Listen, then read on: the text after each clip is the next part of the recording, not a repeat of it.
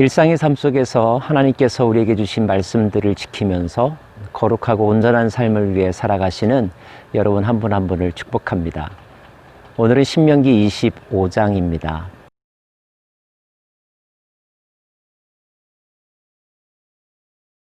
자녀들을 판사나 검사나 변호사로 만들고 싶어하는 마음들이 부모님들에게 많이 있지요. 판검사가 되기를 원하는 이유는 무엇 때문일까요? 돈을 많이 벌기 때문일까요?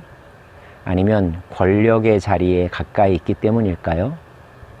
사실 그런 것들은 결과이지 목적이 될 수는 없습니다. 판사가 된다는 것, 재판장의 자리에 앉는다는 것은 그 직업이 정의를 실현하는 요직이기 때문에 그렇습니다. 그리고 그 정의를 실현한다는 것은 하나님의 뜻에 합당한 것이죠. 오늘 25장에서는 재판장이 어떠한 마음을 가지고 판결에 임해야 되는지 그 교훈을 가르쳐 주고 있습니다. 사람들 사이에 시비가 생겨 재판을 청하면 재판장은 그들을 재판하여 의인은 의롭다 하고 악인은 정죄할 것이며, 의인을 의롭다고 하고 악인을 악하다고 하여 정죄하는 것, 당연한 것인데, 그럼에도 불구하고 이 세상에 일어나는 현상들 가운데는 의인이 오히려 악한 자로 몰리기도 하고 악한 사람이 더 형통케 되는 일이 더러 있는 것 같습니다. 진리는 매우 단순하고 그리고 분명하죠. 죄를 죄로, 선을 선으로 대하는 것, 이것이 바로 공평과 정의가 아니겠습니까?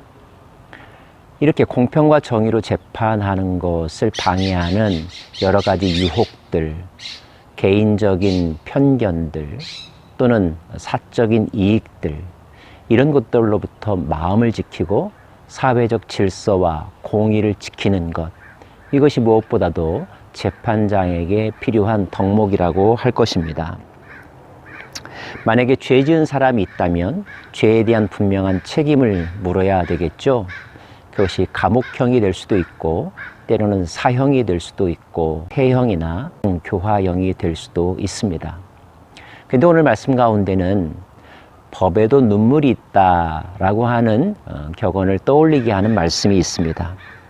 만약에 악인에게 태형이 합당하면 재판장은 그를 엎드리게 하고 그 앞에서 그의 죄에 따라 수를 맞추어 때리게 하라. 40가지는 때리려니와 그것을 넘기지는 못할지니. 태형을 내린다고 한다면 그 태형에 한계가 있다는 것입니다. 40대를 넘지 못하게 하라. 이것이 그 당시에 인간이 견뎌낼 수 있는 가장 최고치의 수준으로 여겨졌던 것 같습니다. 자, 이런 규정을 둔 이유는 우리가 어떤 것을 행함에 있어서 또는 처벌함에 있어서도 그 사람의 가장 소중한 것, 마지막까지는 남겨둬야 하는 것들, 이런 것들에 대해서 배려하고 보호해 주어야 한다는 것입니다. 곡식 떠는 소에게 망을 씌우지 말라라고 하는 규정이나 아니면 서로 싸울 때 그 싸우는 이의 가족이 상대방 남자의 음낭을 잡는 것을 엄히 금하는 것은 그것이 그들에게 생존권에 관련된 것이고 가장 소중한 것이기 때문이라 하는 거죠. 이런 예를 들어드리면 어떨까요? 시위를 한다고 합시다. 그것이 비록 불법 집회라 할지라도 대처하고 있는 경찰이 그들을 진압할 때 적어도 그들에게 먹을거리는 제공해 주어야 하는 거죠. 의사표현을 하고 또 시위를 하는 데 있어서 인간으로서 가장 최소한의 것들은 제공해 주면서 서로 대치하고 또는 설득하고 끝나고 나면 물론 체포한다 할지라도 그의 생존권은 지켜주어야 한다, 이런 뜻입니다. 우리가 감정에 격하여서 서로 싸우다 보면 인정사정 볼 것 없다, 이렇게 막무가내로 행동할 때가 더러 있습니다. 그러나 그렇게 하면 안 된다는 것입니다. 감정적으로 행동해서도 안 되는 것이요, 또 정의나 또는 질서를 이유로 하여서 상대방이 그럴 만한 정도의 죄는 아닌데 가장 소중한 것, 즉 목숨까지도 빼앗거나 제기할 수 있는 기회까지 박탈하는 것은 비인격적이라는 것, 이것이 성경 전체가 담고 있는 중요한 메시지입니다.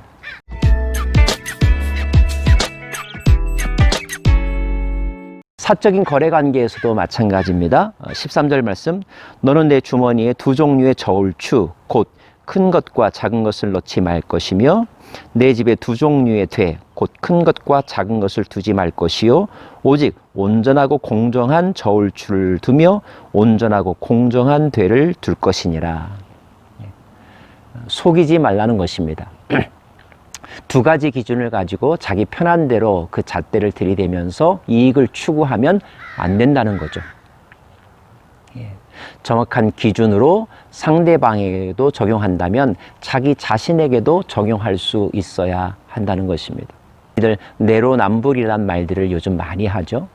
내가 하는 것은 다 옳은 일이고 이해받을 만한 일이고 정상을 참작할 만한 일이고 상대방이 하는 일은 나쁜 일이고 반사회적인 일이고 그리고 정의에 어긋나는 일이라고 평가하고 정죄하는 것.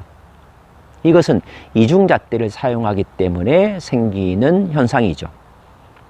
성경은 그것을 엄격하게 금지합니다. 기준과 잣대는 모든 사람들에게 공평하게 적용되어야 한다는 것이죠. 그리고 그 공의를 적용하고 실현함에 있어서도 상대방의 죄의 무게에 합당하게 처벌이 가해져야 한다는 것. 그리고 만약에 그가 사형에 처할 만한 죄가 아니라면 다시 제기할 수 있는, 그리고 인간으로서 최소한의 생활을 할 수 있는 것들을 보장해 주어야 한다는 것. 이것이 오늘 말씀이 우리들에게 주는 메시지입니다. 그러면서 오늘 말씀의 마지막 절에 이것을 기억하라고 강조하고 계신데요. 너희는 애굽에서 나오는 길에 아말렉이 내게 행한 일을 기억하라. 곧 그들이 너를 길에서 만나 내가 피곤할 때 내 뒤에 떨어진 약한 자들을 쳤고 하나님을 두려워하지 아니하였느니라. 만약에 전쟁이라면 그래도 나름대로의 명분을 가지고 또 전쟁을 선포하고 정당하게 싸우는 것인데, 그럴 때 피곤할 때를 골라서 그리고 또 뒤처진 약자들을 집요하게 괴롭히고 또 그것으로 승리를 쟁취하려고 하는 것은 신사답지 못하다, 정당하지 못하다, 하나님께서 기뻐하시는 방법이 아니다, 이렇게 말씀하고 계신 것입니다. 하나님은 진실로 약한 자들을 돌아보시고 그들에게 긍휼을 베풀기를 원하는 분이십니다. 악한 자들이 있고 약한 자들이 있죠. 물론 우리는 약하기 때문에 죄에 넘어가 또 악을 저지르기도 하곤 합니다. 그럼에도 불구하고 하나님은 우리의 동기와 마음을 먼저 보고 계시고 또 할 수만 있다면 우리에게 은혜를 베푸시고 긍휼을 베푸셔서 우리가 그 악한 길에서 떠나 새 출발할 수 있는 기회를 갖기를 원하십니다. 이러한 마음으로 오늘 자녀교육에 임하시면 어떨까요? 이러한 마음으로 정치적 반대편에 있는 사람들, 우리와 입장이 다른 사람들을 한 번 더 생각해 보시면 어떨까요?